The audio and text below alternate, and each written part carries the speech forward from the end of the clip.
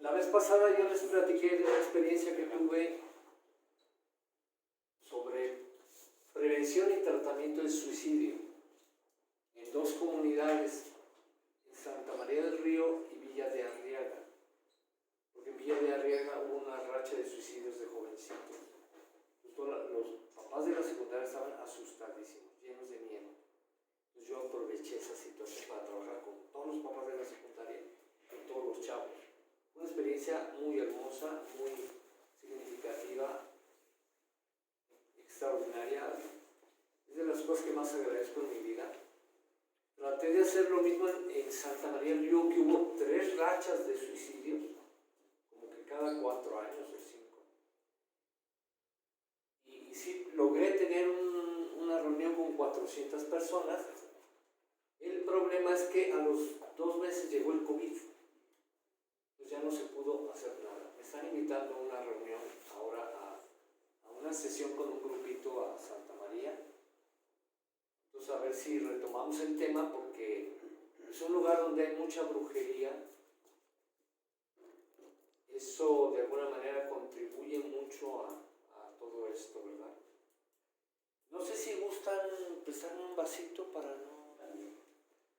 Y así les compartimos aquí. Entonces, bueno, ahí está la experiencia, ahí está el video, lo pueden ver.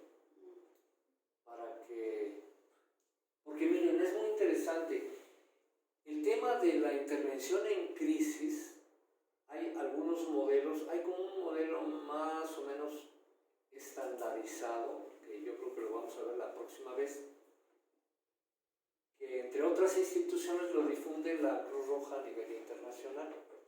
Dan cursos a personas así como ustedes, para que estén capacitados, por si en un momento dado aquí en San Luis hubiera un incendio, explosiones, inundaciones, alguna catástrofe, bueno, hasta choques de carretera, porque a veces de pronto son 30 heridos o 40 y todos los involucrados, los familiares. Entonces son situaciones en las que se puede intervenir por la crisis emocional que se da tanto en los pacientes como en los familiares. Vean ahora la situación de Acapulco, es verdaderamente extraordinaria, porque una ciudad más o menos de 1 millón de habitantes, y estamos quitando todos los alrededores, pueblitos de alrededor. Seguramente algunas universidades, es probable, yo quiero pensar que la universidad o algunas de Acapulco, el área de psicología, tal vez trabajo social, medicina, se están organizando para formar brigadas y atender a las familias en cuanto a la salud física y la salud mental. O sea, es indispensable hacer una intervención, pero ya, o sea, de inmediato, porque la gente tiene muchas heridas, está en shock, hay seguramente mucha gente con trastorno por estrés postraumático ya a estas alturas, una serie, digamos, de patologías, no se diga ansiedad, depresión, fobias, que entre más se tarden en atender, pues de alguna manera pueden enraizar más en la persona y ser luego más difícil, más complicado, ¿verdad? Porque la persona además no tiene que comer, no tienen agua, no tienen dónde dormir. Entonces, yo no sé si ya empezaron las enfermedades físicas, imagínense epidemias, o sea, no, es una verdadera catástrofe. Es como si hubiera una guerra. Así están, imagínense, en Ucrania y ahorita en zonas de Gaza, así están. Entonces, realmente se necesita de equipos con una mínima formación. No toda la gente tiene que ser o médico o enfermera o trabajador social o psicólogo. Personas con una excelente disposición como ustedes, que se capaciten, digamos, en el ABC, pueden contribuir y formar equipos para participar y ayudar. ¿Sí? Yo lo he pensado, San Luis Potosí ya es más o menos una ciudad de, con su permiso, de 2 millones de habitantes, más o menos. Creo que es incluso más grande que Querétaro. Y entonces ya es una ciudad con, ¿qué les diré?, de mucho riesgo. De explosiones, de incendios, pipas de gas, de gasolina. Gracias a Dios no ha pasado algo grave todavía, o muy, muy, muy, muy grave. Pero en cualquier momento puede haber situaciones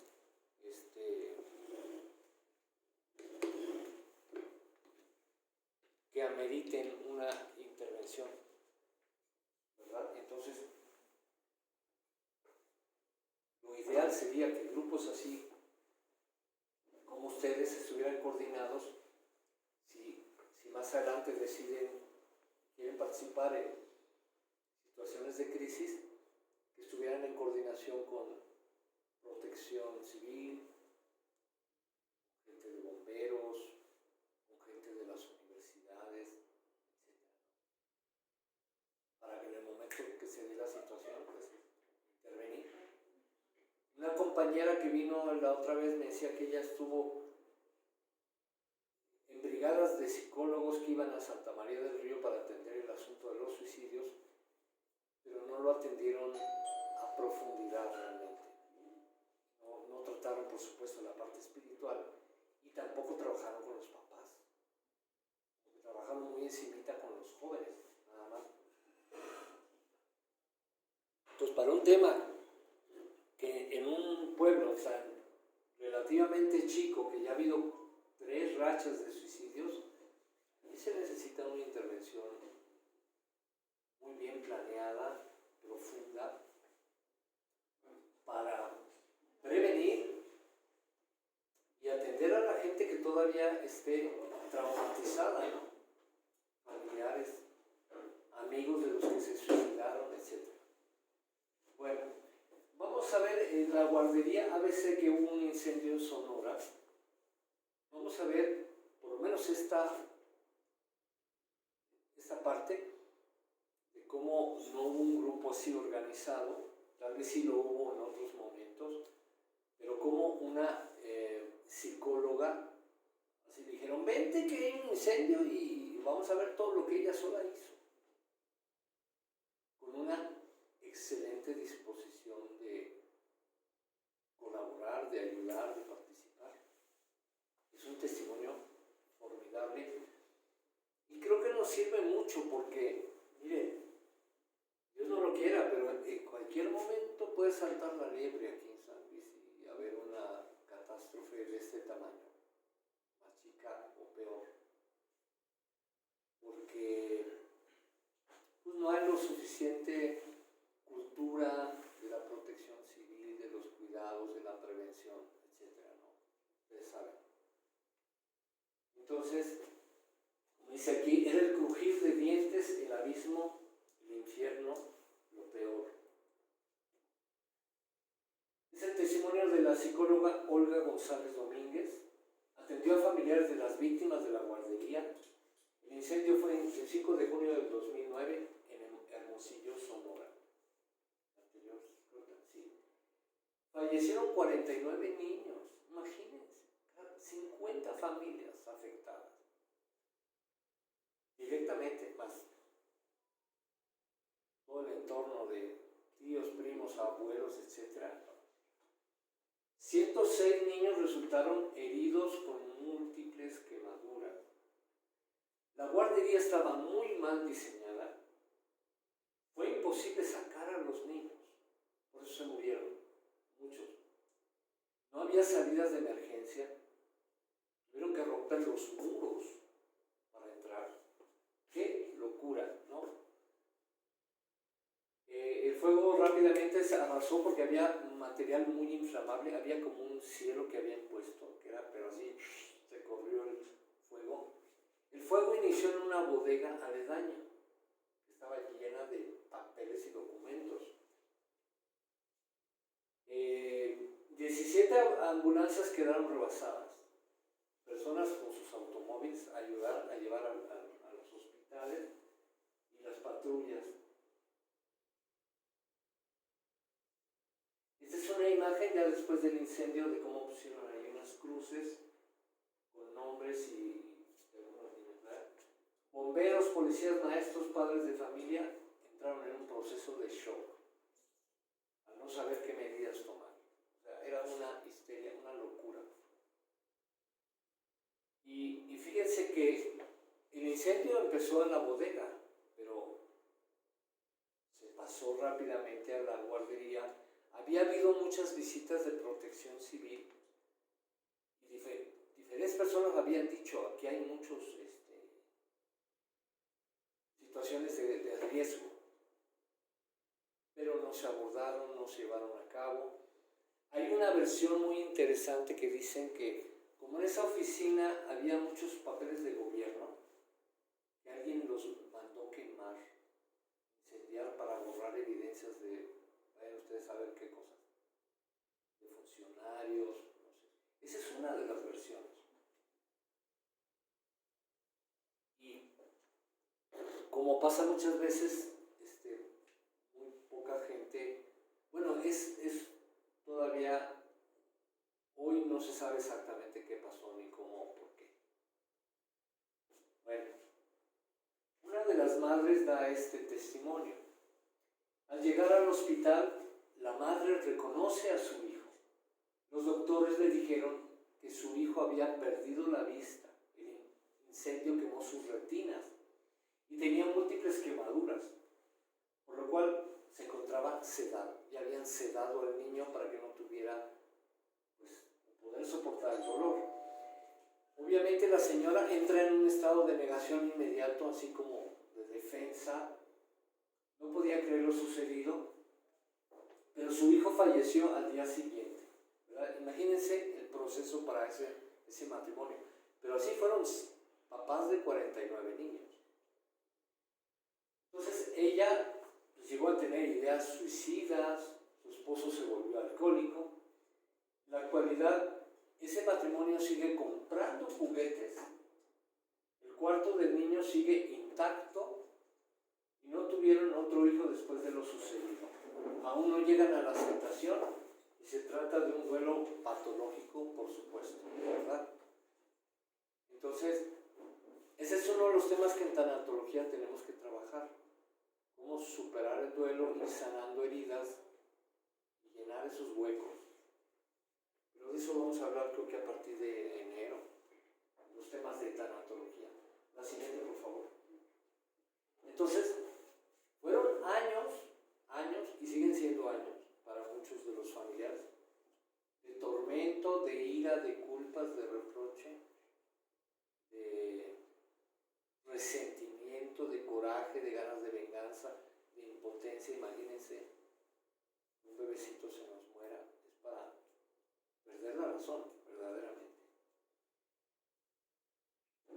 Entonces, es el matrimonio, es su familia, son los abuelos, son los primos, tíos, etc. Todos los relacionados, ¿verdad?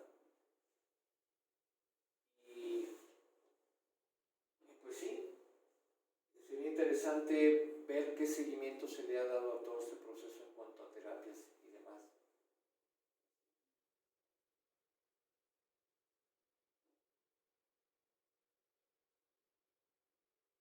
Bien, impresionante. Déjale la foto un poquitito. Fíjense qué impresionante la foto de los niños y las cruces. Verdaderamente desgarrador. Entonces, se hizo un estudio con los padres de la familia de las maestras. Se entrevistaron a 91 mamás,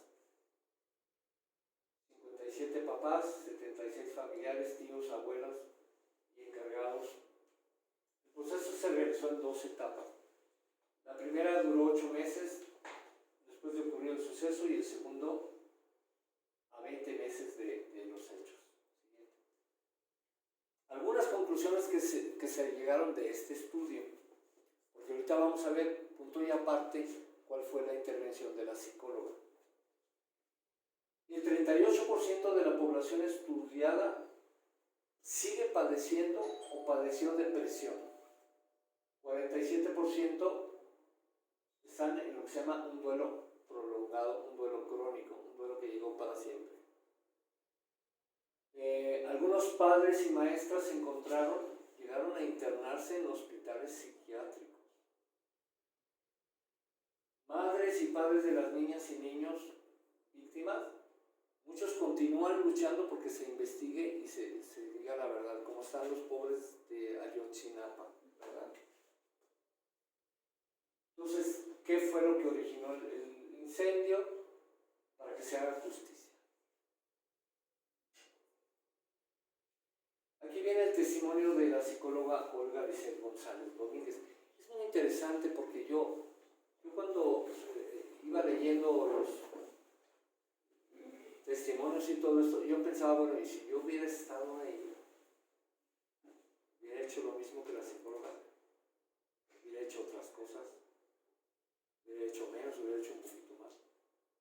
Es interesante porque en cualquier momento nos puede pasar. Y miren, como dice, cuando el alumno está preparado llega el maestro, ¿por qué estamos dando este curso? ¿Qué va a pasar? Y no es ponerme en un plan catastrófico, pero por algo estamos aquí, ¿no creen? Puede ser que necesitemos de estos conocimientos para intervenir, y a lo mejor una intervención mucho más reducida en la familia, pero bueno, esto nos va a dar herramientas para abrir nuestra mente y nuestro corazón. Bueno, ahí está la liga, una de las ligas, si quieren meterse. ¿Qué dice la psicóloga? Me invitaron a dar soporte a los familiares de las víctimas directas. O sea, le hablaron por teléfono, vente, córrele porque hubo un incendio y hay muchos niños en el hospital y esto es una locura. Yo no sé cómo se lo plantearon. ¿Por qué la escogieron a ella? Yo creo porque es la que estaba preparada. Porque van a ver.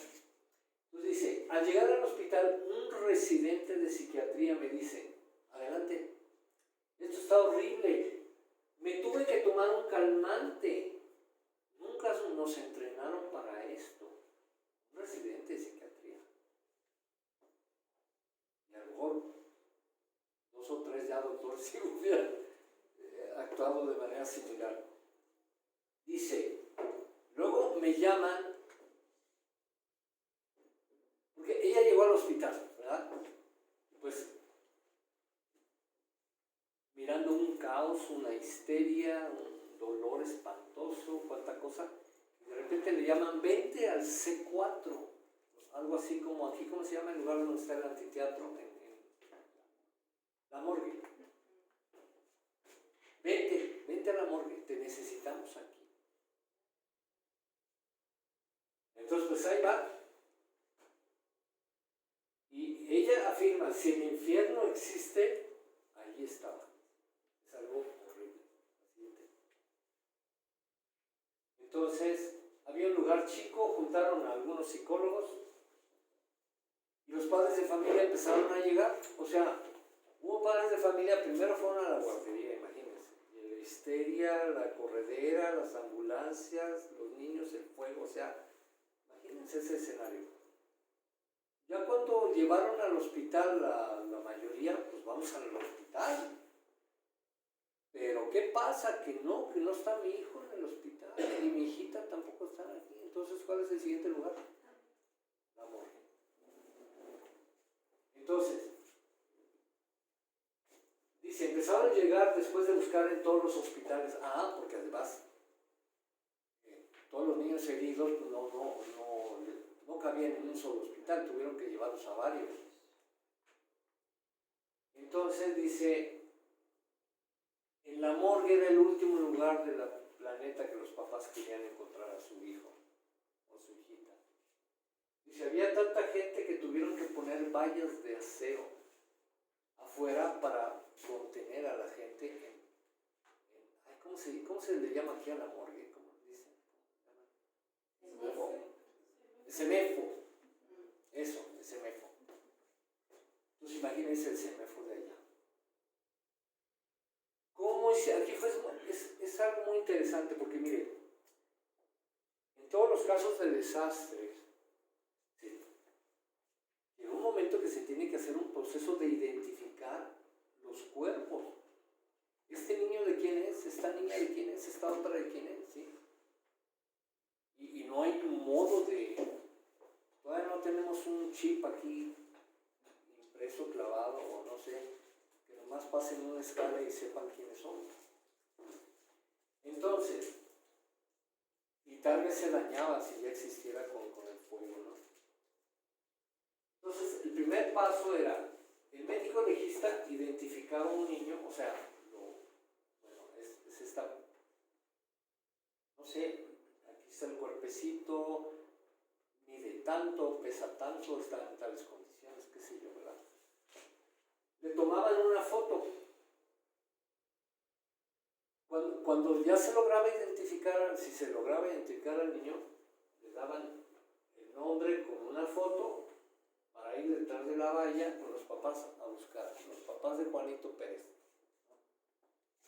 Entonces dice la psicóloga que ella pasaba entre mucha gente, unos rezaban, otros lloraban, y tenía que anunciar por micrófono la psicóloga el nombre del niño o la niña identificada. Lo nombraba, y al escuchar la voz de Juanito Pérez, pues los alaridos de la familia, alaridos así, desgarrantes, imagínense ustedes.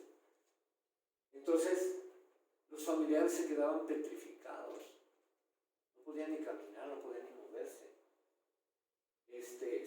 En el camino, pasando las vallas, en lo que se desmayaban algunos, y preguntaban, ¿está muerto? Pues claro, que preguntaban, ¿verdad? Entonces, dice, las mamás se arrastraban por el piso. Imagínense ustedes esa escena. Imagínense ustedes que están ahí para dar soporte emocional a esa familia.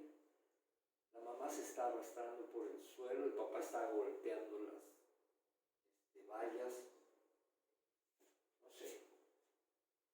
Se les tenía que dar oxígeno como soporte a muchos papás porque se asfixiaban de la ansiedad, del miedo, de todo lo que les estaba pasando. Dice, algunos tardaban hasta 30 minutos en caminar unos cuantos metros. En las películas nos pintan, ¿verdad? Muy rápido porque tienen que ir pasando escenas. Pero en la realidad es así. O sea, hay gente que se queda ahí petrificada. Tenemos que esperar, tenemos que ser muy pacientes, amorosos, tenemos que entender que está viviendo su duelo, de que ya le dijeron, se murió, ¿verdad? Entonces dice, no había otra cosa que hacer más que extender la mano y el abrazo para llorar con ellos como si fuera el propio hijo. La psicóloga lo dijo, lo hizo. Agarraba a las personas, las abrazaba como si fuera su propio hijo y sí lo sentía. Imagínense en ese ambiente nos transmiten todo el dolor, toda la... Pues sí, el dolor, ¿verdad? Entonces ella afirma, no hay terapia, no hay palabras, no hay nada, absolutamente nada que pueda decir en ese momento. Mejor calladito, te ves más bonito y solo abraza. ¿Y qué puedes decir? La siguiente. Había otro momento que era identificación a través de fotos con los niños. Entonces ella afirma, la segunda pesadilla. Los sentaban en una computadora a ver las fotos. A ver, este es mi hijo, esta es mi hija, ¿verdad? Para corroborar que el niño identificado era su hijo. Los padres estaban aterrorizados, porque además están viendo otros niños, sus cadáveres, niños que, ahí está Lupita, ahí está María, ahí está no sé quién. personal del lugar, del CEMEFO de allá, estaban petrificados, todos estaban en shock. Describe cómo las secretarias mojaban con sus lágrimas las hojas. O sea, no podían contener el llanto, imagínense ustedes, llorando ahí, desesperadas también o sea, con un dolor, porque además, no sé si sabe, es que se crea un ambiente que nos contagia, nos toca, nos estimula. Es un ambiente de alegría, de fiesta, o también es un ambiente de dolor, y un dolor desgarrante como este. Entonces tenían que volver a hacer las actas. Estaban empapadas, imagínense ustedes, o sea, nadie aguantaba la situación. Luego viene otra etapa, acompañar a los papás para reconocer los cuerpecitos. Los papás caminaban y se paraban frente de un vidrio. Detrás la doctora, cargando el cuerpecito, lo ponía encima de una mesa de acero inoxidable, así, ¿sabe? Como en los CEMEFOS, ¿verdad? No tenía una cobijita. Y ahí estaba su bebé quemado, muerto. Ella lo describe así. Era el crujir de dientes, el abismo, el infierno, lo peor de lo peor. No eran llantos los sonidos que hacían los padres, eran aullidos, alaridos. Un grito entre el dolor y el llanto que jamás he vuelto a escuchar, dice la psicóloga. Era su cuerpo que se estremecía, era un grito que salía de las entrañas de las madres. Insoportable ver eso. Mamás y papás se pegaban al vidrio, los nombraban, les decían despierta hijo, hija, les daban besos a través del vidrio, rogaban, suplicaban, querían tocarlos, querían cargarlos. Otros se ponían a golpear lo que podían.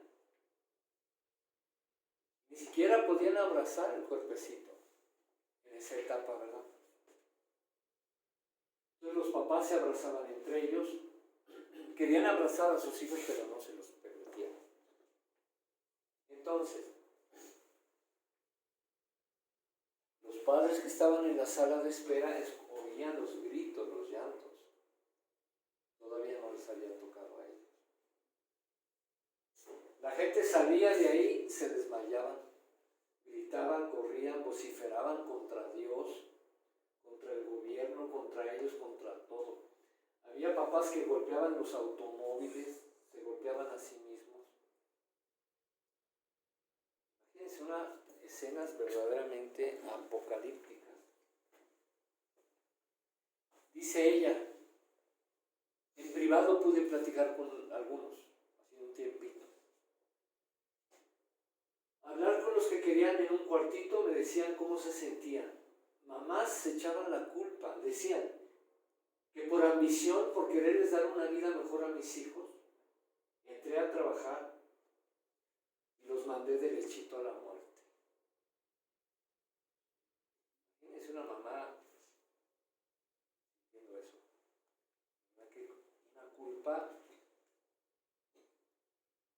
del tamaño de una catedral. Y con deseos de quitarse la vida, muchos de ellos, ¿verdad? Bueno, y decían, es que nunca revisamos bien las instalaciones y sabíamos que tenía fallas y todo, pero no insistimos, no exigimos que hubiera puertas de emergencia, que hubiera extinguidores, que se quitara una como manta tipo cielo que había en la guardería, que facilitó que el fuego se pasara muy rápido de la bodega a la guardería. Muchos detalles, ¿verdad? Pues bueno, querían despedirse de sus bebés.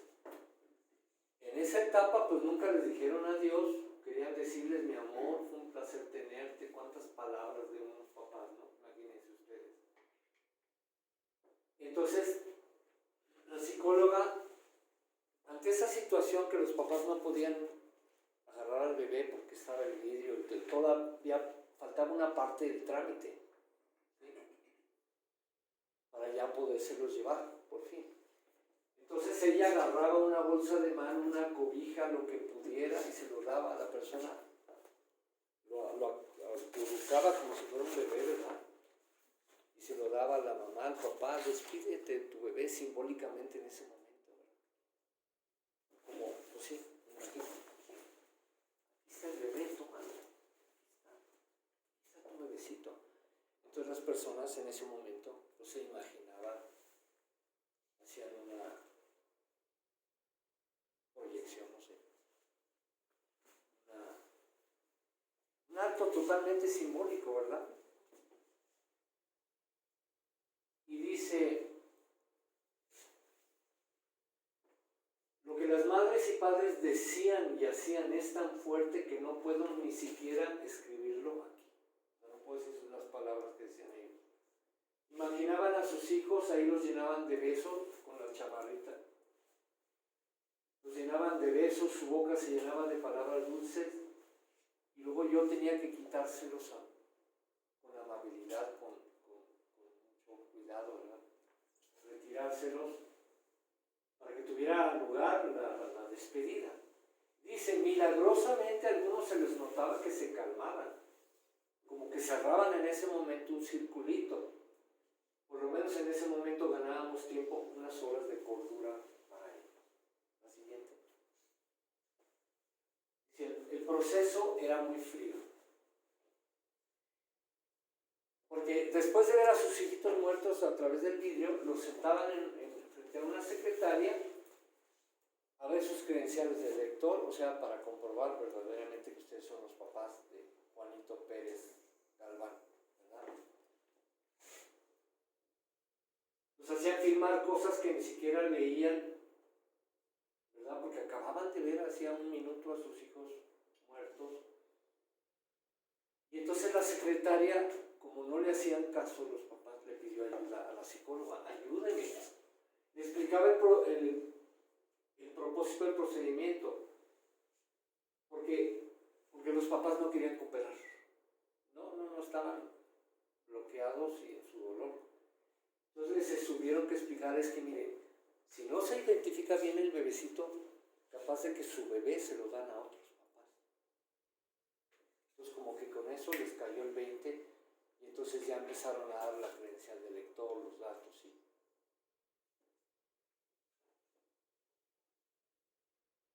La siguiente.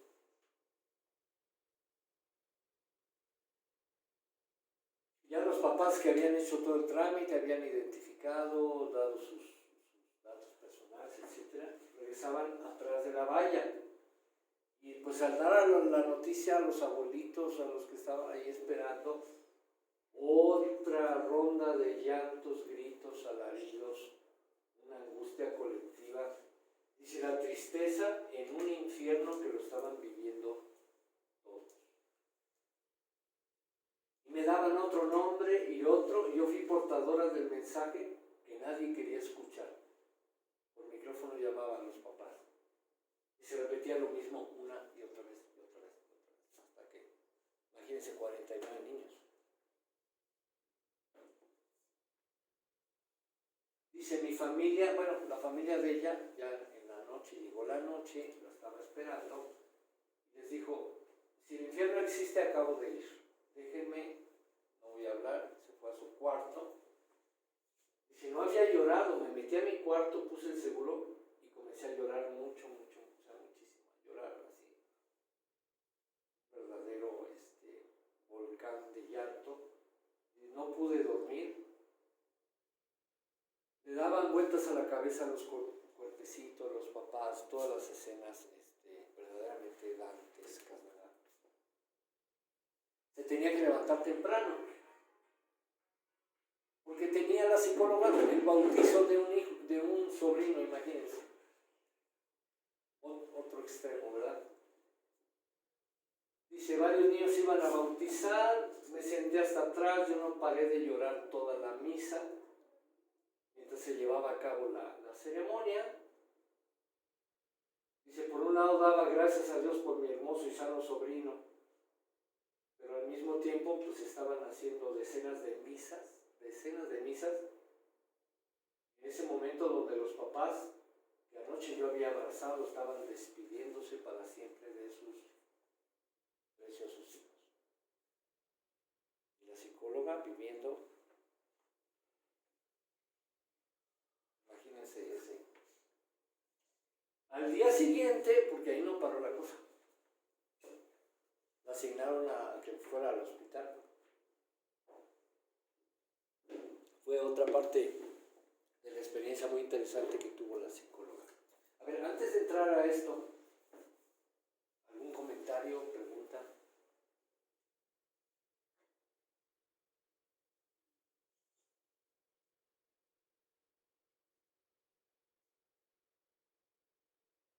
Es una situación antinatural, porque lo esperado es que primero se mueran los padres y después se mueran los hijos.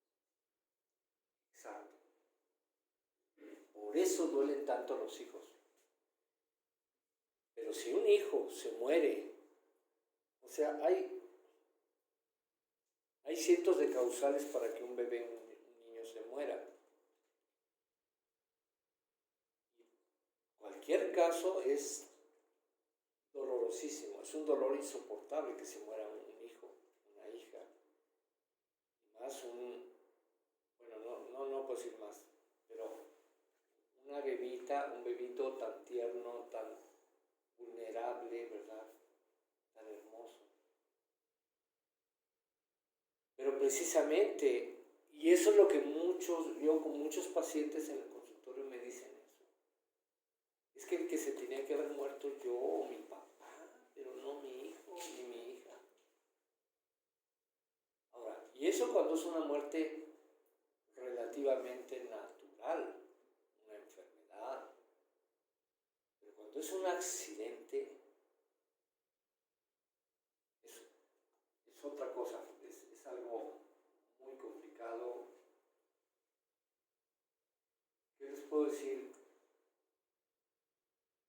El dolor se eleva, se eleva, se eleva, se eleva. O sea, hay circunstancias que provocan que las emociones sean más profundas, más fuertes. El desequilibrio mental que uno siente, el agobio, ¿verdad? La crisis, es mucho más explosiva. Porque no hay un tiempo cuando un hijo o una hija está enfermo y pasa tiempo en el hospital, hay una etapa de preduelo. Si yo ya vislumbro que a lo mejor va a morir, hay tiempo para empezar a dolerse por la futura muerte. Pero en este caso, yo llevé a mi hijita, mi hijito feliz a la escuela, a la guardería. De repente me llaman. Entonces son circunstancias muy especiales.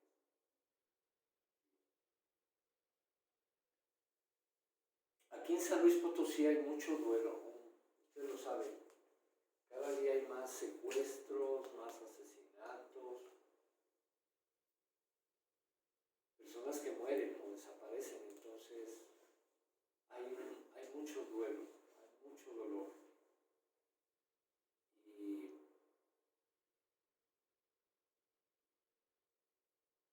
uno va teniendo diferentes experiencias. A veces vamos de lo particular a de los casos específicos a los casos más más generales, más amplios. Porque a mí me sucedió, yo les platiqué la vez pasada, yo entré a trabajar al Hospital Central hace 28 años más o menos. Y mi trabajo era muy intenso porque si yo veía a un paciente, otro, todo el día, noche, fines de semana. Cuando eran muchos era que había carreterazo, que de pronto 7, 8, 10, 30 accidentados.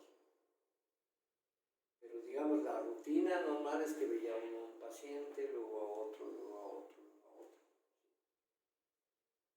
Cuando tengo el privilegio de verlo de los suicidios en Villa de Arriaga,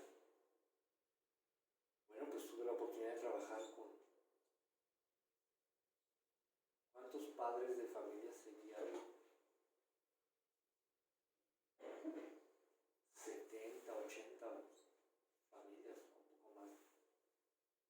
chavos de la secundaria, como 250. Tal vez eran un poco más de papás.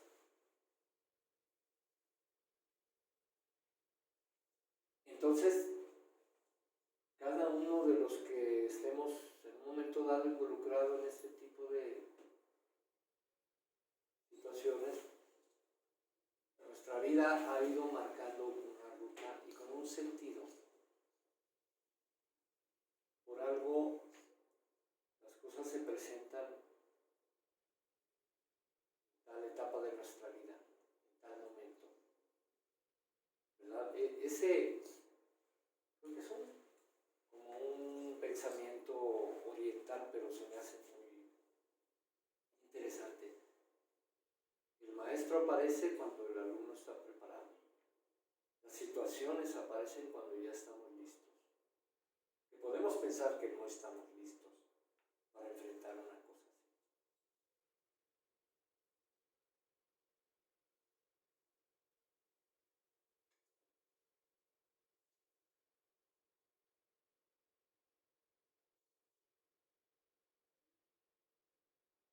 Yo en el Hospital Central conocí a varios niños quemados, niños de 4 años, de 2, bebés, y es algo tremendo, tremendo, tremendo. Mi primera experiencia fue con un niño que estaba al 70% de su cuerpo quemado, fue con fuego por alcohol.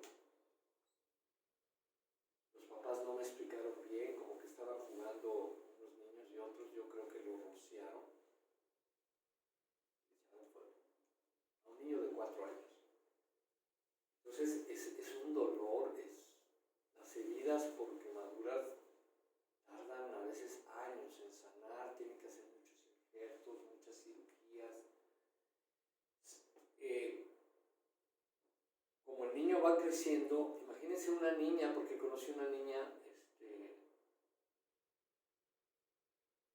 ¿cómo se llaman los indígenas que hacen su evento anual en Viricuta? Los huicholes. Una niña huichol, fíjense, en la ciudad de Zacatecas, y esta niña con sus papás, en la casa de un bombero, y se les quemó. Vinieron a dar aquí a San Luis, porque aquí en San Luis había una unidad de quemados. Entonces, es un proceso largo, lento, doloroso, muy complicado. Y las niñas, imagínense, porque si se queman esta parte, luego todo queda contracturado. Entonces cuando les empiezan a crecer los pechitos es todo un tema, como dicen los chavos, ¿no? Es complicado.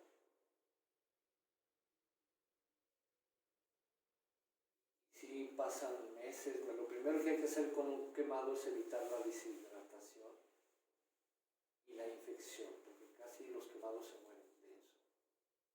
Se infectan de volada o se deshidratan. Muchos de los niños de la guardería murieron asfixiados.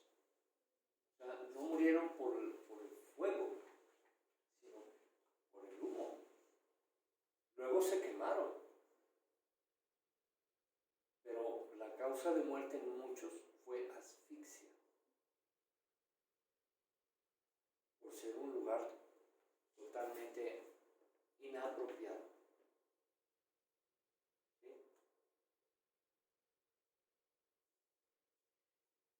Entonces al día siguiente a la maestra la asignaron al hospital Ignacio Chávez. Ella llega al hospital, lo primero que se encuentra es con una maestra de una educadora seguramente, con una lista de asistencia del salón de clases preguntando por cada uno de los niños. Una de las maestras traía el brazo quemado, que no se lo habían atendido bien y estaba muy angustiada. Y en ese momento la psicóloga dijo, las maestras son otras víctimas, pero también en duelo. ¿Cuántas horas, cuántos días las educadoras. Porque a veces ellas pasan más tiempo que sus propios papás con los niños. Dice, las maestras los amaban como a sus propios hijos.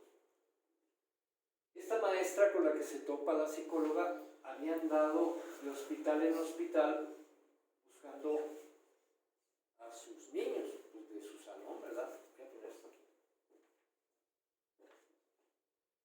Ella quería saber cómo estaban todos sus niños, ¿verdad? De su salón. Ella describía cómo andaban peinados, cómo andaban vestidos, se acordaba de muchos detalles.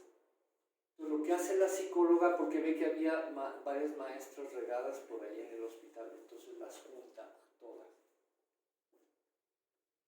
Tenían duelos múltiples, ¿verdad? Entonces,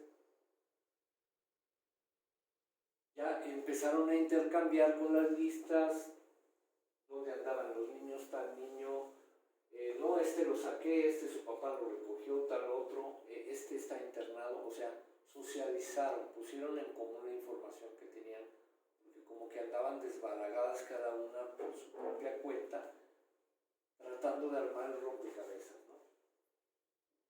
Y dice que varias se soltaban llorando igual que los papás, de manera similar, cuando sabían de tal niño, de tal otro, de saber lo que había pasado con los de la compañera, etc. ¿Verdad? La siguiente.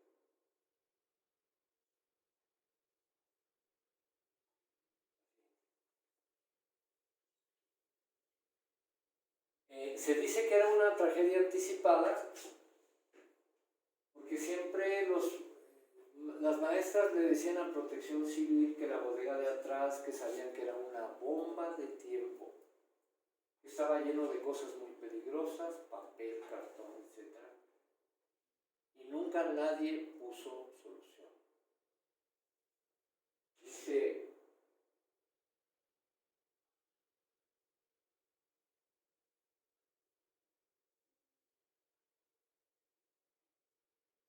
bueno, aquí señala que en este proceso no había visto algún documental ni declaraciones de lo que ellas vivieron en los últimos momentos, ¿verdad?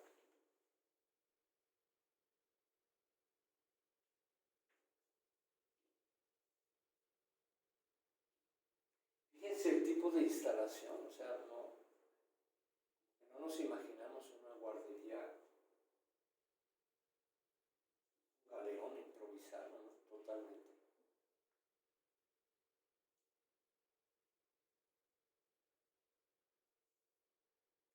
Quiero pensar que la parte de este lado es la bodega y más allá es la...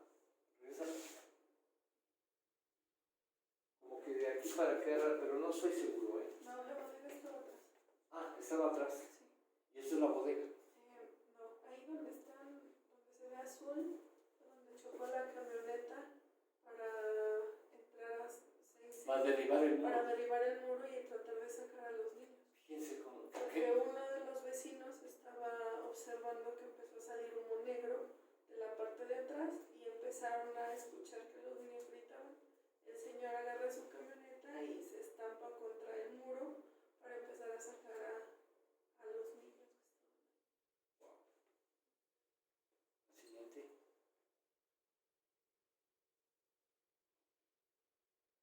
La psicóloga afirma, es de su ronco pecho, es muy difícil de superar el duelo. Cada padre tiene derecho de tardarse lo que se le dé la fregada gana en superar un dolor de ese tamaño. Así lo expresa ella.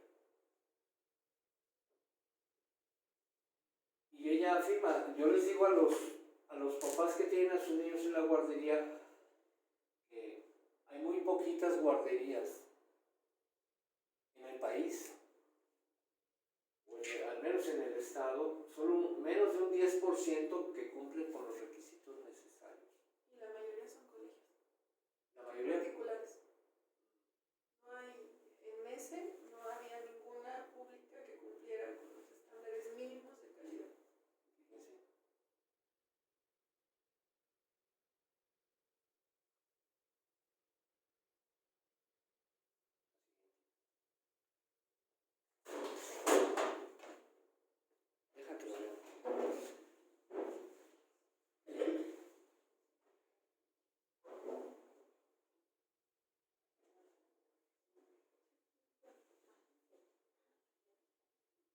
Siguiente.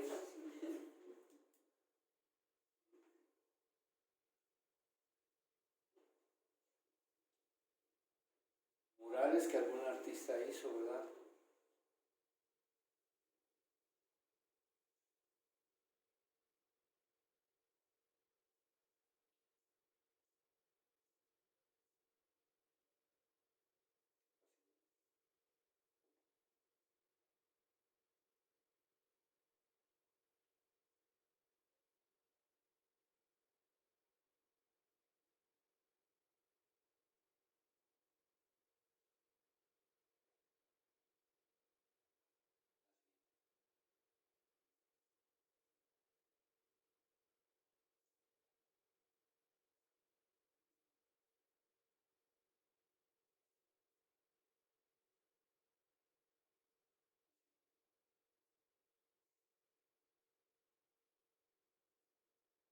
¿Cómo quedan los niños quemados?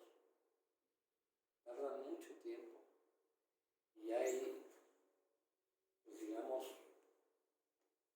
la piel puede quedar así para toda la vida, no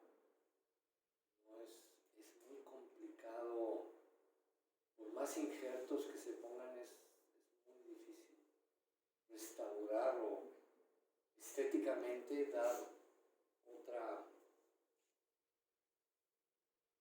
poder dar otra imagen así. Esta niña ya grandecita, como que me gustaría que nos compartieras lo que tú sabes que yo no dije aquí. Ay, por favor. Es que yo, mi hermana y yo nos aventamos los documentales de la guardería porque ella es abogada. Entonces veíamos que en uno de los documentales, pues sí, hablaban los niños, estaban chiquitos y contaban, pues ya más grandecitos, que había, por ejemplo, un niño que tenía sus manitas quemadas porque en su intento de salvar a sus compañeros, agarra la perilla y le da la vuelta y se le queda toda la piel de la mano en la perilla. Y aún así, alcanza a jalar y es como salen varios de sus compañeritos. Wow.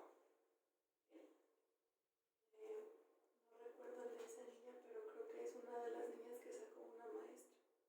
Una de las maestras quedó totalmente quemada de la espalda y quedó al tiempo, no sé, meses después se quedó parapléjica. De las quemaduras le dio un daño estructural en la columna y quedó parapléjica la maestra. Ajá. El señor de la camioneta, después de que hace eso, se mete y alcanza a agarrar a unos niños, pero en ese lapso ya había niños, como dice, muertos por el humo, porque era un humo tóxico, porque el techo tenía esta espuma que cuando la ponen se expande, entonces se empieza a quemar por arriba, pero las maestras no se dan cuenta porque hay un cielo de unicel. Entonces alcanzan a empezar a percibir el olor, pero pensaron que a lo mejor era una fuga de gas. Confundieron ese olor con la fuga de gas. Entonces, cuando empiezan a caerse los pedazos de sí, pues los pedazos de techo, fue así. Las maestras ya no alcanzaron a hacer mucho. Inclusive hay una sala de puros bebés que se murieron, que estaban todos. Ajá. Porque aparte las cerraduras por el calor, algunas como se alcanzaron como a derretir, a fundir en la parte donde cerraba y se sellaron. Y no podían abrirse. No podían abrirse.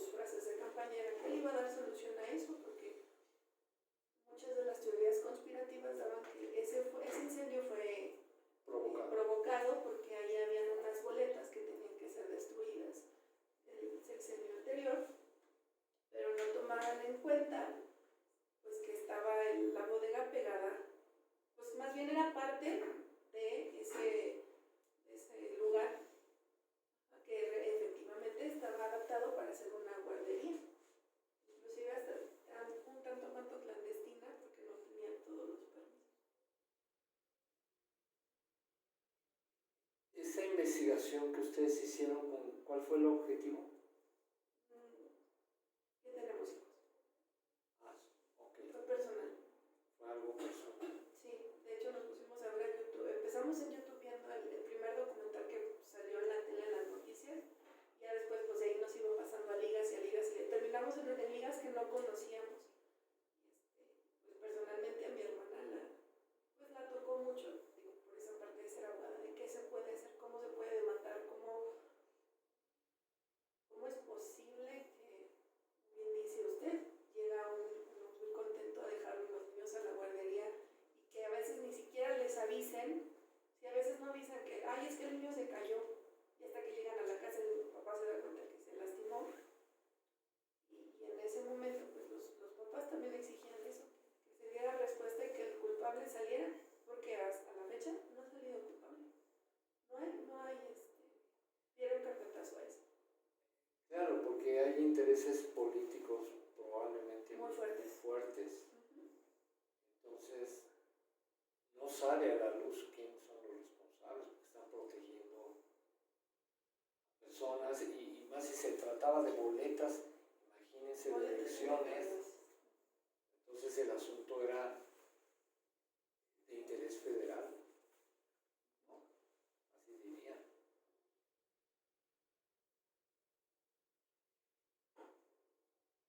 Entonces, bueno, hay muchas cosas que comentar sobre esto, pero una de las cuestiones así elementales pues son las medidas preventivas de seguridad, los estándares de seguridad que se deben aplicar, ¿verdad? Y más tratándose de niños, pues tienen que ser los estándares más elevados para prevenir, ¿verdad? Entonces, realmente, bueno, en México yo siento que nos hemos ido hacia atrás en cuanto a una regular, no digamos una buena, una regular política de prevención de accidentes. Ya ven cómo se les ha quitado presupuesto a muchas instituciones. Fíjense, el primer presupuesto que quitaron y fue muy notorio fue de las brigadas contra incendios a nivel nacional. Se quitó el presupuesto. Entonces, ¿qué pasó? Yo viví en una zona boscosa en Michoacán. Entonces, no es solo estar al pendiente a ver cuándo hay un incendio, es hacer labores para prevenirlo, es hacer una limpieza de todas las hojas, por ejemplo, porque todas las hojas que están tiradas, con un vidrio roto que haga en el ángulo adecuado y del grueso adecuado, el sol actúa como una lupa y empieza a haber fuego. Y eso puede incendiar un bosque completo. Agréguenle la gente que es irresponsable, que hace fogatas, etc. Entonces, hay que hacer todo un trabajo para que en caso de que se presente un incendio en zonas forestales, no esté, digamos, el combustible ideal para que ese incendio llegue a un grado incontrolable. Y una de tantas medidas es quitar todas las hojas. Además se hacen brechas guardafuego. Es toda una técnica, ¿verdad? Esto es lo que ahorita me acuerdo. Entonces, como estos individuos no fueron contratados para hacer todos esos trabajos de prevención, ese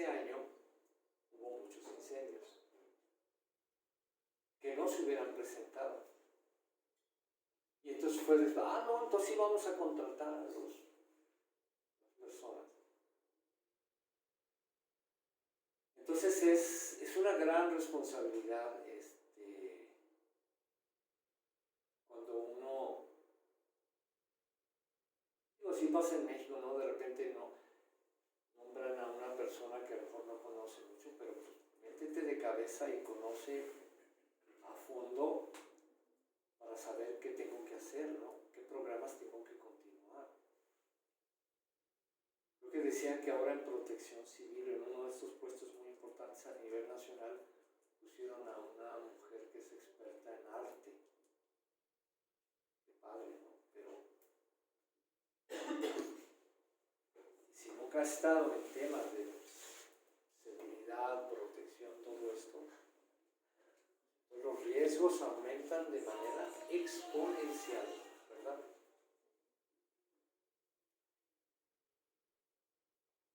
Es la última.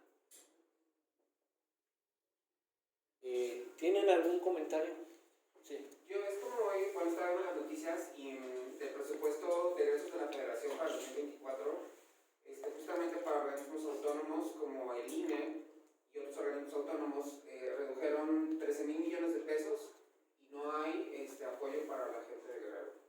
Digo, cuando es algo, es una cuestión de emergencia y que no me explico yo también cómo no, digo, teniendo todo el servicio y toda la tecnología en las manos, ¿cómo no pudieron prever? O sea, no creo que la tormenta, bueno, el huracán se haya formado en media hora. Obviamente sí fue rápido, pero creo yo que sí pudieron también prever algo. Lo que yo he escuchado es que 10 horas antes en Estados Unidos sí dijeron, esto se puede convertir en un monstruo. Y lo malo es que creo que al gobierno, digo, en este caso, le conviene una tragedia de esas para en unos meses salir a salvar Acapulco, no sé, a hacer algo grandioso porque es año electoral y digo, es muy lamentable que lucren con ese tipo de... Además de que piden el apoyo internacional a la ONU. Aparte también, todo centralizar en ¿cómo se llama? La Guardia Nacional. O sea, no puedes llevar víveres tú como civil ni nada. No. Eso es como, ¿por qué? O sea... Pasaron en las noticias donde estaban recogiendo así unas mesas así en un galpón, de hecho, y estaban las mesas vacías, nomás 3 botellitas de agua y así. Entonces, tú como asociación civil no puedes llevar nada. Tiene que ser estrictamente revisado, abierto y probado antes de que... Sí, una de mis hermanas participó como voluntaria cuando el terremoto del 85 en la Ciudad de México.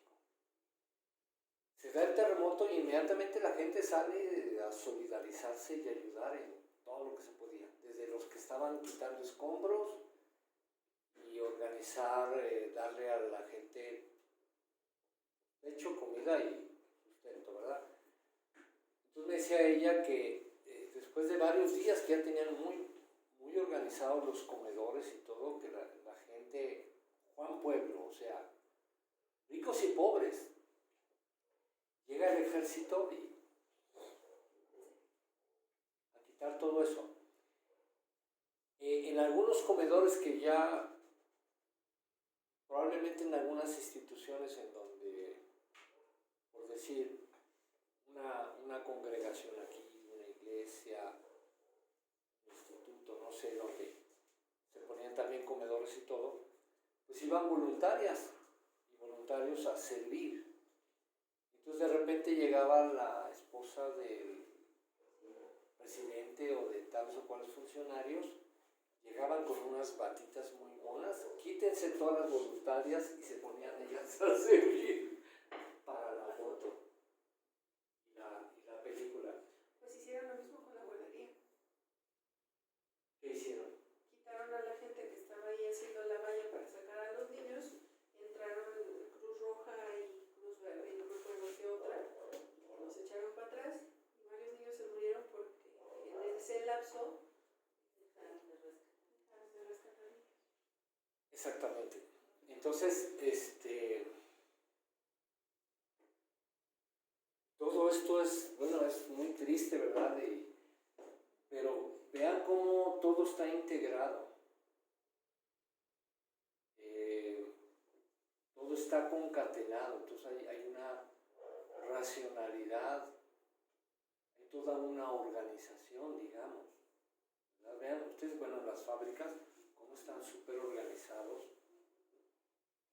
las brigadas de incendios, la gente que está en lo que sería el equivalente a protección civil, etcétera, y cómo se atienden las emergencias, ¿verdad? Pero bueno, es un coto, un ambiente muy, muy cuidado, muy protegido, muy planeado. Cuando ya se trata de espacios públicos, pues es otra cosa. Fíjense, algo que me llamó la atención, cuando yo estaba trabajando en el Hospital Central, nos fueron a dar el tema de reanimación cardiopulmonar y todo esto. En ese entonces nos decían que en Estados Unidos los niños de primaria sabían hacer reanimación cardiopulmonar,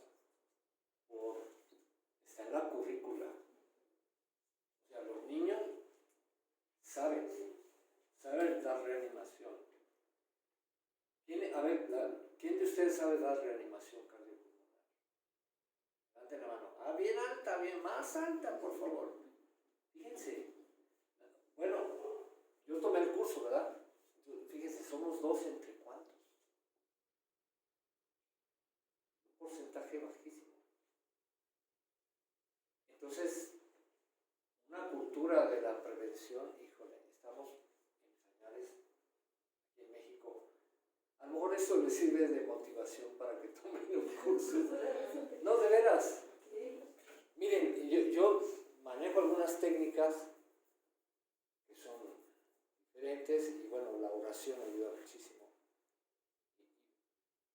Me tocó sacar a varias personas incluso dentro del hospital. No se diga, bueno, esto, gente que creo que estaba endemoniada.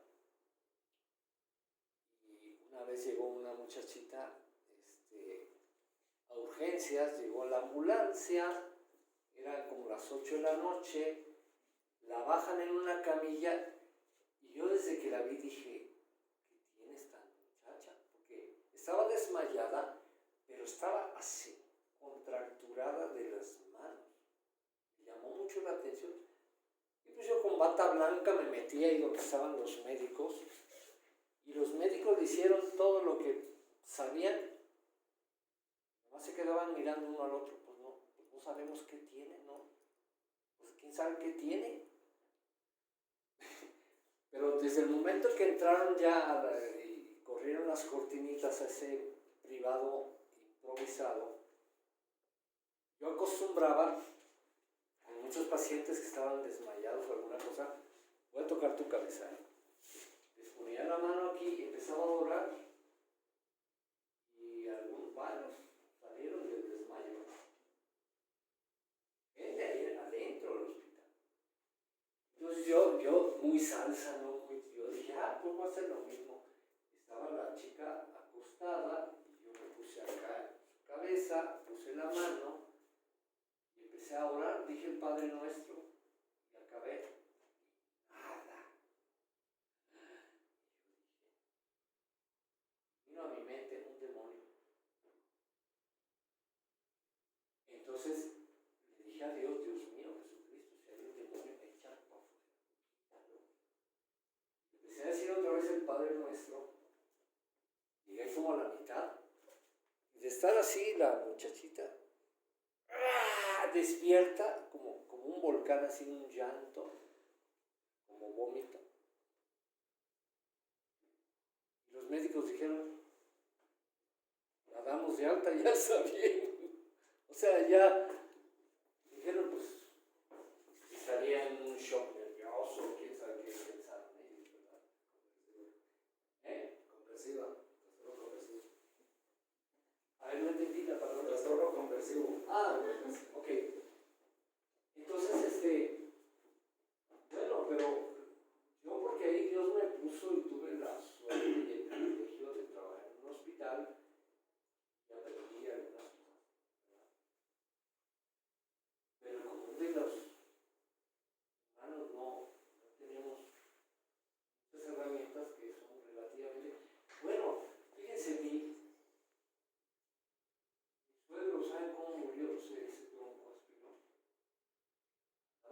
cuates, se fueron a echar unas copas, se tragó un queso, quién sabe qué se le atoró.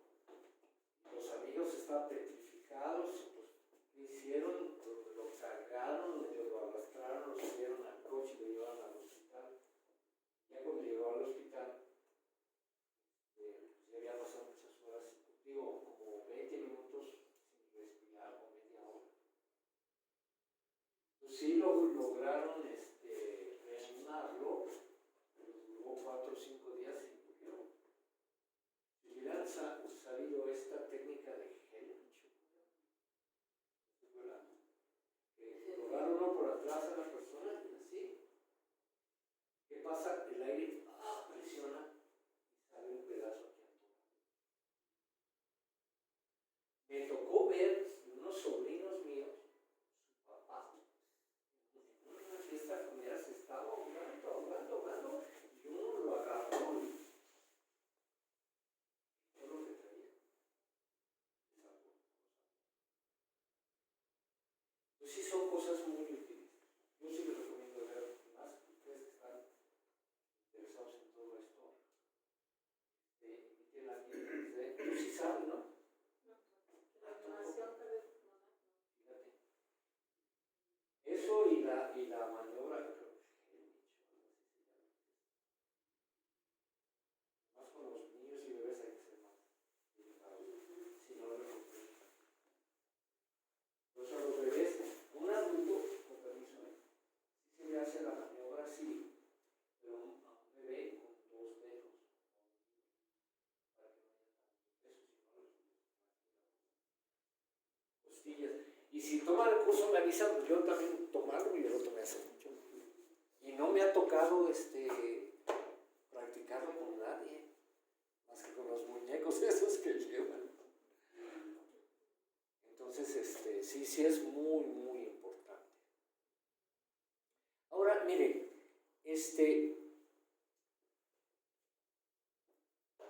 creo que la próxima sesión vamos a ver el modelo que de alguna manera ha sintetizado la Cruz Roja, y es el modelo que difunde o difundía, ¿no? Puede haber cambios, pero no son tan importantes. Aquí lo interesante de este caso es que fue algo totalmente improvisado, pero gracias a que la enfermera se puso las pilas, igual que, la psicóloga, igual las otras, no, en lo que yo leí no describe nada de qué hicieron los otros psicólogos, pero yo me imagino que fue algo muy similar. Lo que debe haber sido diferente fue su reacción y cómo participaron. Entonces, lo que yo les compartí la vez pasada,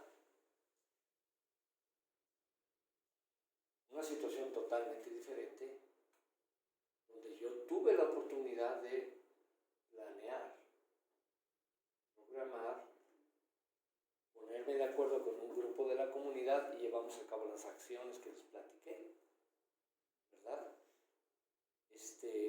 Yo pretendía hacer lo mismo en Santa María, les dije, pero pues ya no hubo chance por el COVID. Entonces, ¿vieron las películas los que les dejé? ¿No les pasaron? Bueno, coméntenle a David, por favor, para que les pase la liga, o si no, yo se las paso.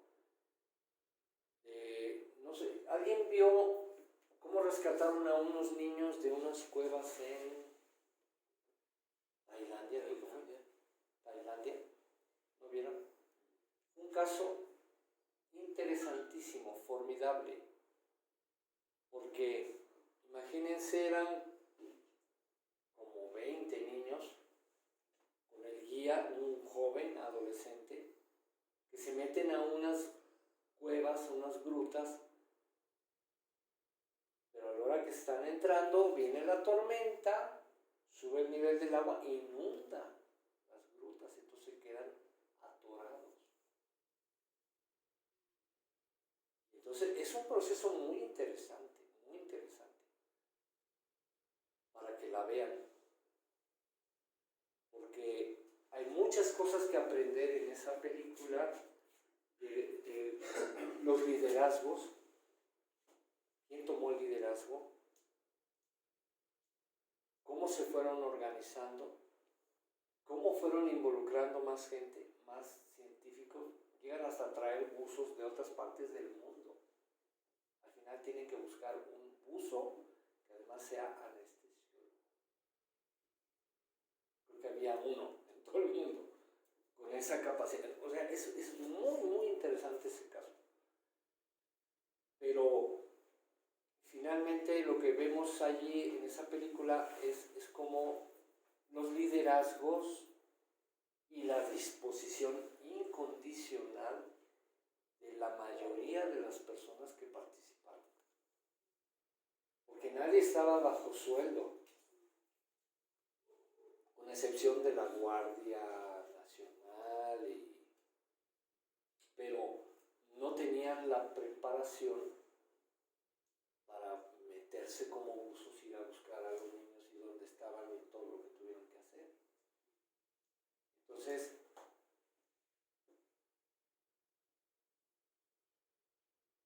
es donde los liderazgos, digamos, naturales son muy importantes en estos casos. Alguien que tome la batuta y, órale, vamos a organizar, vamos a hacerle así, vamos a hacerle así. Y obviamente el espíritu de servicio es primordial. Les pasé también, ¿cuál fue el otro? Estoy intentando de acordar.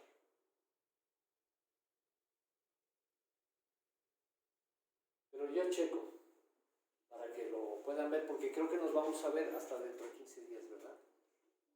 Al menos conmigo. Sí, porque yo, ¿qué creen que el próximo lunes? No, sí voy a estar aquí. No, sí alcanzo a estar aquí. Pensé que iba a haber un espacio, no.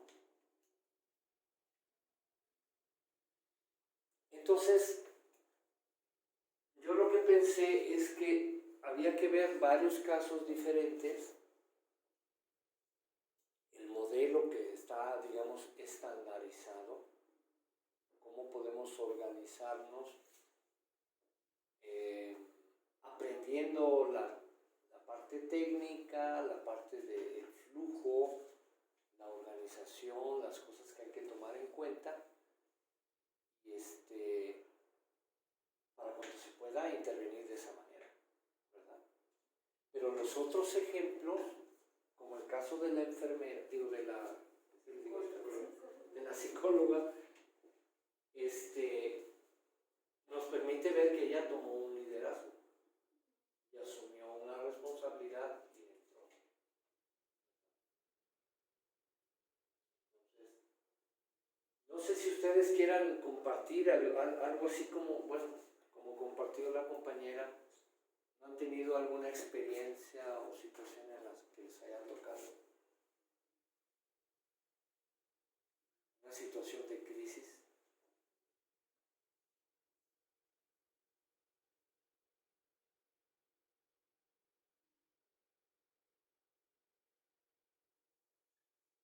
Yo aquí he escuchado, por ejemplo, en algunos lugares que ha habido inundaciones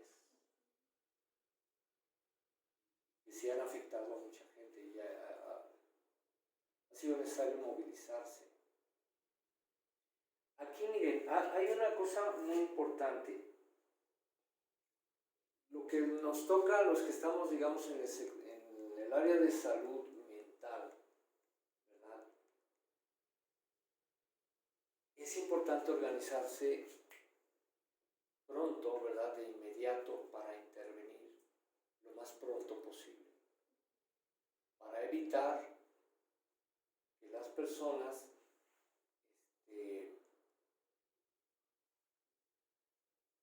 un caso como el de la guardería a veces es de los más difíciles del mundo, ¿sí?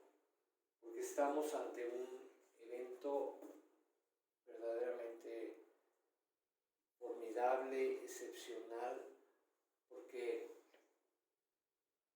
existen protocolos en psiquiatría, protocolos en psicología, protocolos en tanatología, rutas para intervenir con personas en duelo.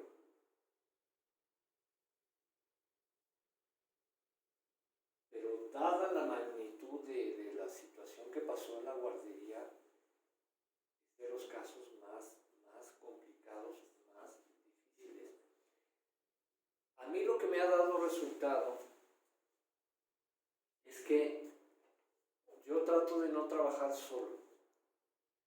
Llega un paciente con una situación muy grave que afecta a toda la familia o que afecta tanto al pacientito.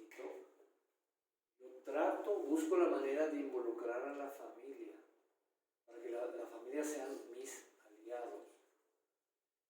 Por lo menos un miembro de la familia, la mamá, el esposo, el tío, la abuelita, alguien, un hermano, una hermana o incluso un amigo. Entonces, yo lo que hago es, la parte que me toca de trabajar de manera personalizada con el paciente, lo hago. Pero hay otras cosas que hago con los familiares. Por ejemplo, aquí en el caso de ABC, hubiera sido muy interesante trabajar con los familiares de esta familia nuclear que perdió una niña, un niño o dos. Trabajar con los abuelos, con los tíos, con los primos, con los hermanos. O sea, con un núcleo más amplio, orientarlos de qué manera ellos pueden convivir acompañando en el duelo a los papás, dándoles diferentes orientaciones, explicaciones sobre el duelo que están viviendo, cómo lo están viviendo, qué puede suceder, es normal que estén reaccionando de esta manera, de esta otra, los trastornos, ¿verdad? Que es en psiquiatría, trastornos que tienen de ansiedad, de depresión, de estrés postraumático, etc. Bueno, eso es algo totalmente natural, normal que van a tener las familias. Cómo abordarlos, cómo apoyarlos, cómo acompañarlos en el duelo, ¿verdad? Y una de las llavecitas, bueno, hay algo, cuando logramos contactar con familiares que son creyentes, y no solo creyentes, sí, yo creo en Dios, que por ahí anda, no. Creyentes comprometidos, ¿no? Y no importa tanto la religión, pero gente de fe, verdaderamente. Esa gente por lo pronto puede orar, ¿verdad? Pero también se le pueden dar lineamientos de cómo intervenir y cómo ayudar y cómo apoyar a la familia. Cómo hacer, construyendo un círculo virtuoso, porque la familia corre el riesgo de, vean ustedes, en esta brevísima descripción, se dice que varios de los papás acabaron en psiquiátricos, otros en el alcohol. No dudo que haya habido intentos de suicidio, conductas suicidas. Entonces, es un reto muy grande.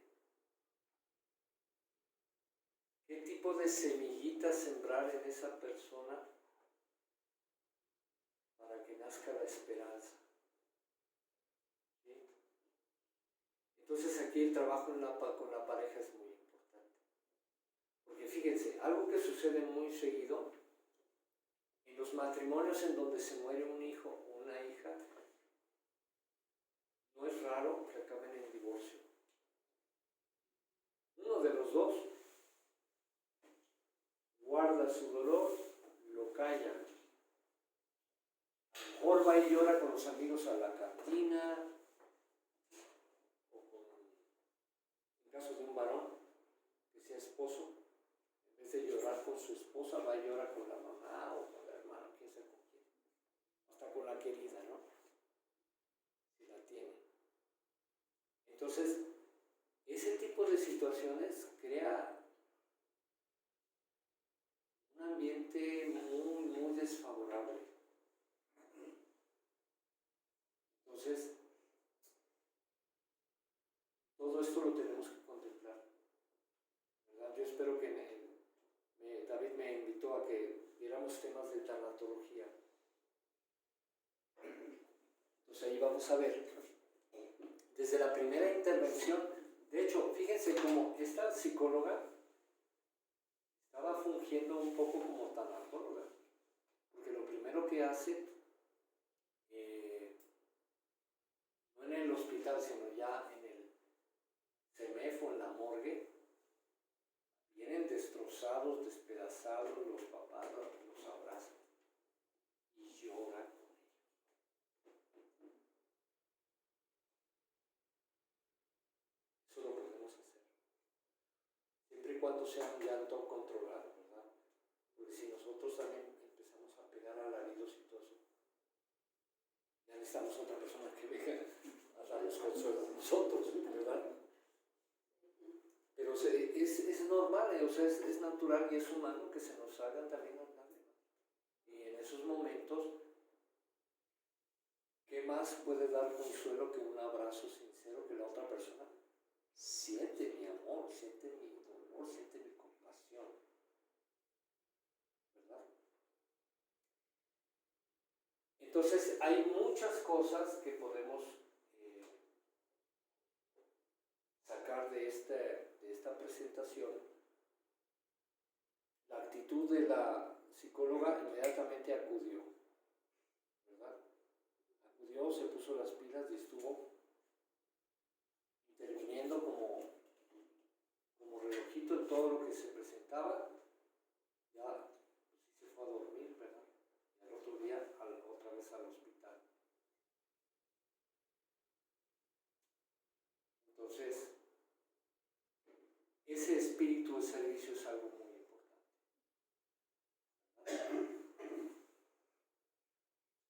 No sé si tienen algún comentario.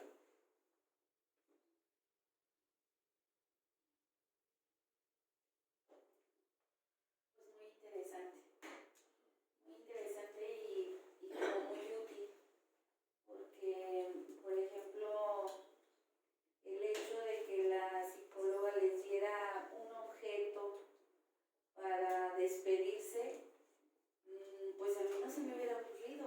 O sea, yo creo que pues ve uno y no sabe uno cómo actuar.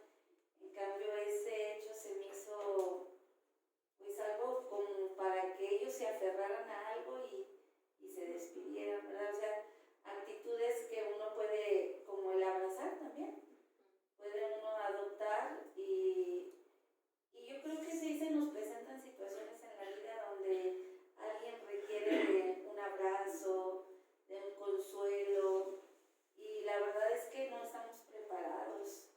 Tenemos todavía como mucho de qué va a decir si lo abrazo o qué va a decir si... Yo creo que tenemos que ir soltando prejuicios que tenemos para poder actuar de una manera natural, empática con la gente, que es creo yo que ahí es donde entra la empatía, ¿verdad? De sentir lo que la otra persona está viviendo en el momento.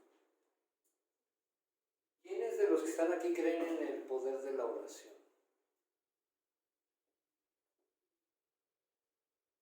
Ok, fíjate, esa parte también es muy importante porque yo estaba recordando, hace algunos años salió en esta revista de selecciones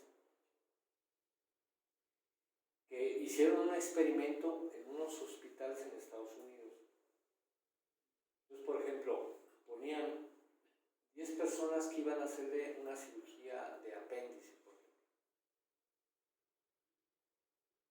Esas 10 personas era como el grupo de control, se hacían los protocolos médicos, todo normal, pero se tomaban otros 10 pacientes de características muy similares que también se les iba a hacer la misma cirugía. Y un grupo de 4 o 5 personas se ponían a hacer oración antes, durante y después de la cirugía. ¿Cuál fue el resultado? Los pacientes a los cuales se les hizo oración sin decirles ni nada.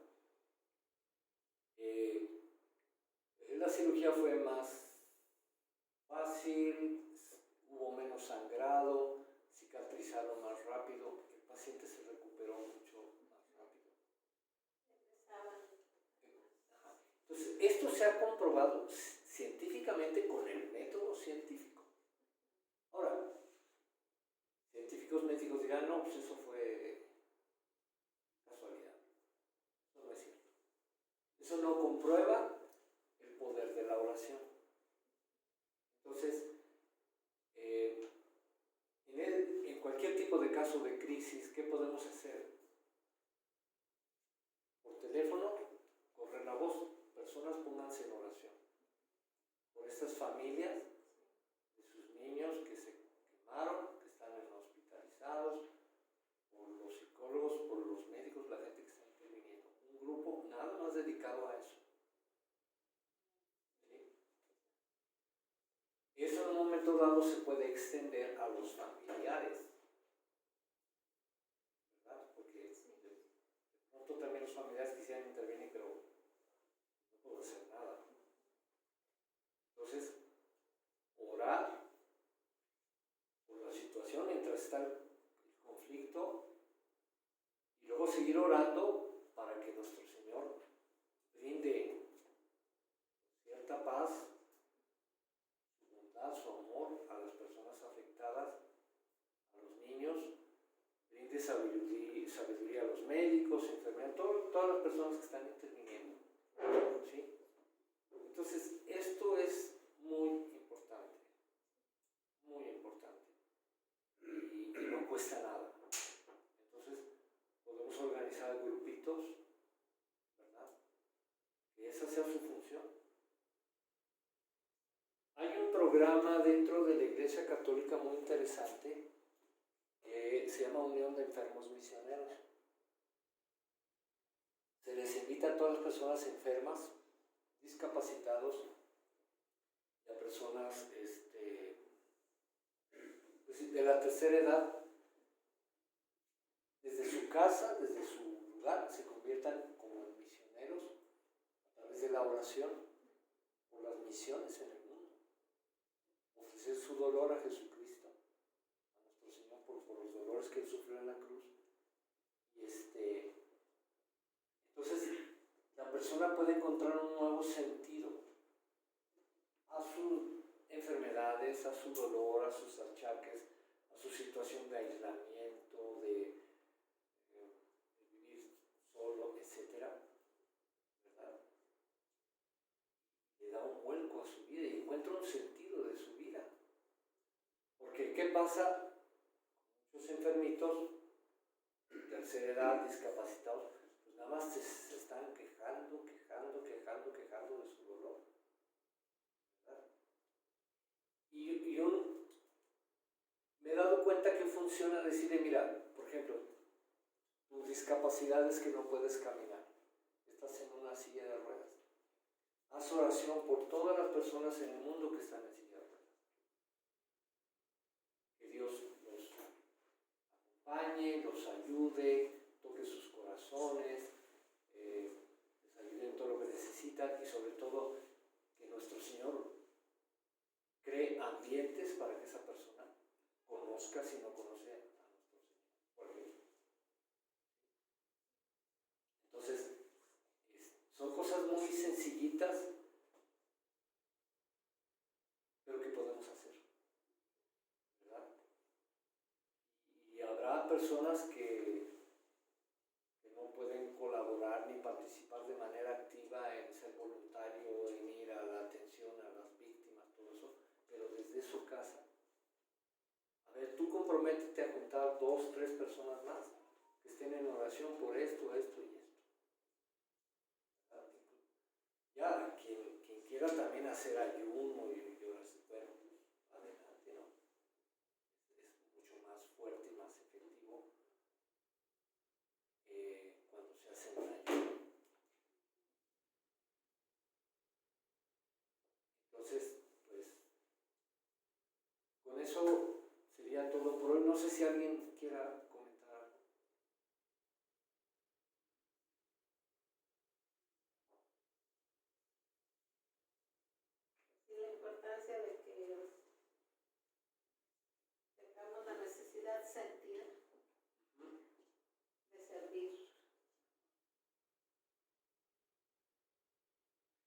vez es la parte más importante. Yo tengo una hermana gemela que a veces me decía, es que cuando tengo dolor de rodilla, le digo, dice, ay Diosito, todas las personas que tengan dolor de rodilla. Al principio me daba un poquito de risa, pero es algo muy interesante, algo tan sencillito. Ya le estoy dando un motivo a esa persona para que no esté nada más enfocada en su rodilla y en su problema personal. Ya me estoy abriendo. ¿Qué pasa? Ya no duele tanto. Ya no duele.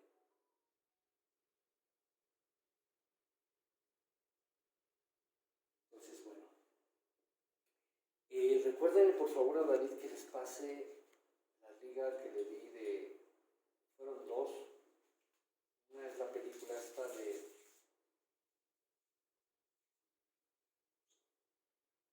de las, no sé cómo se llaman, cuevas, cavernas, grutas, como grutas en Tailandia.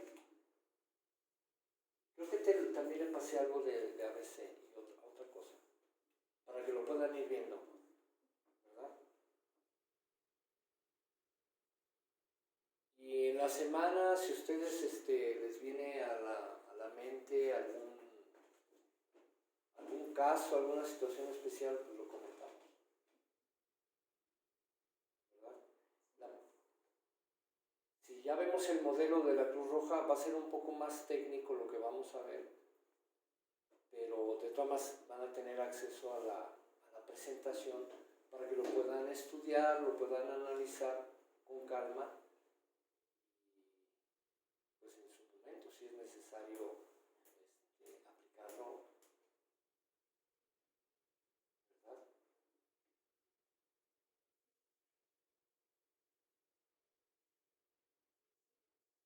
Nos pasó información. En mi caso no supe dónde encontrar la película. Y no lo vi para pedirle ayuda. Pero sí nos pasó. Pero en Google pongan película de los niños atrapados en Tailandia, en las grutas. Me acuerdo de las grutas de Cacahuamilpa que hay aquí en México. Yo creo que así se llaman grutas. Y ya aparece ahí, ya se mete ahí. Es una película formidable, muy hermosa, muy bonita. Y ahí se ve el liderazgo de uno de los políticos. Y respetos.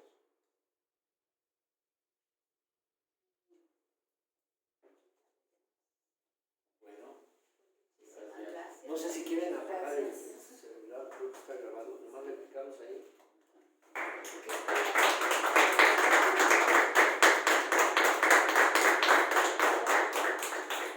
Gracias. Muchas gracias. Yo le hago entrega en casa, oración. Ah, sí, muchísimas gracias. Gracias. Ya. Creo que